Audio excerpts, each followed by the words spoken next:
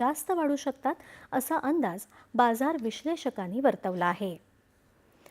होर्मुझची सामुद्रधुनी बंद होण्याच्या शक्यतेसह पंतप्रधान नरेंद्र मोदी यांच्या नेतृत्वाखालील सरकार पश्चिम आशियातील परिस्थितीचा सातत्यानं आढावा घेत आहे, असं केंद्रीय पेट्रोलियम आणि नैसर्गिक वायू मंत्री हरदीप सिंह पुरी यांनी म्हटलं आहे.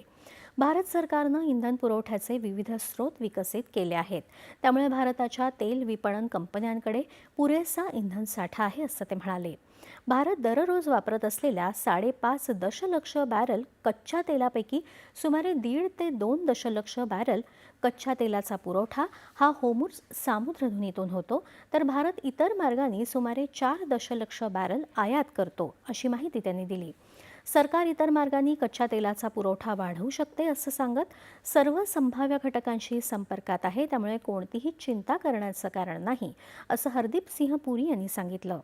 केंद्र सरकार उद्भवणाऱ्या परिस्थितीवर लक्ष ठेवून आहे, असं पंतप्रधानांनी आधीच सर्व प्रमुख नेत्यांशी बोलणी केली आहे, असं ते म्हणाले.